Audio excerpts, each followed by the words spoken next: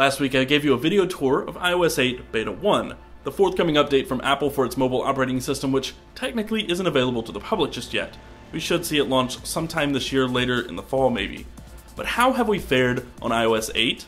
What do we love? What do we hate? I'm Taylor Martin, this is Pocketnow, and this is a week on iOS 8.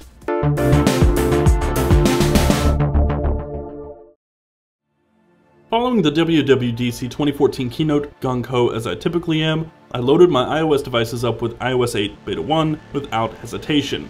Being an early beta, I expected some bugs and glitches along the way. App crashing and random reboots are pretty common in such early software. This beta in particular is very early. A lot of the most prominent iOS 8 features Apple announced are not yet live. Basically, you get the new predictive keyboard, the recent and favorite contacts in the task switching menu, the pretty rad overhaul in Safari, the more in-depth search function in Spotlight, hands-free Siri activation, so long as you're plugged in, and a few other odds and ends like SMS sync and iMessage on the iPad, which was more useful than I imagined it would be. One of the most useful features in iOS 8 without question is actionable notifications. When a text message or a new iMessage comes in, pull the banner notification down and begin typing. When you're done, hit send and continue what you were doing. You never have to leave the app. It's one of the most simple features imaginable, but it goes a long way in a thoughtful UX. Currently, this only works with first-party apps from Apple, but when the full iOS 8 is released, third-party applications will be able to take full advantage of the feature. The new Spotlight search is also pretty helpful when it works.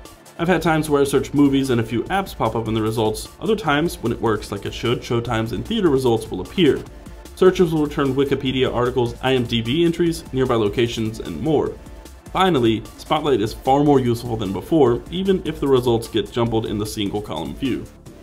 The new keyboard called QuickType aims to learn and predict your text. It worked really well, but what I'm truly waiting for is third-party keyboards, SwiftKey, Swipe, Menuum, etc. The old tap-to-type method is a little old and dated these days. So far, these are the only features I've really fallen in love with, minor as they may be. I'm looking forward to third-party sharing, third-party keyboards, and fully functioning continuity. Other iOS 8 features I could live without. Contacts in the task switching page, for instance, it doesn't make sense. It feels like a poorly placed afterthought. I double press the home button to switch apps, not start a call or message. I feel this would be more appropriately placed amongst the upcoming widgets in the Today view of Notification Center, or maybe in Control Center. Family share doesn't directly benefit me, as I'm a single adult with no children. My girlfriend and I could share apps if she had an iPhone or iPad, but outside that, I'm not the target user for that particular feature. Health, iCloud Drive, continuity, extensibility, and even the hidden features found within the code, like split-screen multitasking and more functionality in Control Center, all sound great, but we'll have to wait to see what they're all about. For now, I've reverted both the iPad mini and the iPhone 5 back to iOS 7, mainly due to the stability of the Beta 1. I was out of town and relying on my iPhone, which fully froze 3 times in one night. I got stuck in the activation process for over an hour once, and some of my most vital apps simply would not load, like Rdio. So I reverted, but I'll definitely be trying the next beta release once it hits. There's a lot to look forward to in iOS 8, even if Beta 1 doesn't show it all and is a little buggy. Tell us about your week with iOS 8 Beta 1 in the comments below.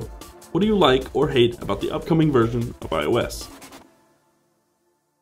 Folks, thanks for watching. If you enjoyed this video, be sure to click the thumbs up button below, and of course subscribe to the channel to see more videos like this one in the future. Be sure to follow us in all the usual places, Twitter, Facebook, and Google+, at Pocketnow. I'm Taylor Martin. You can find me on Twitter at CasperTech, and I will see you next time.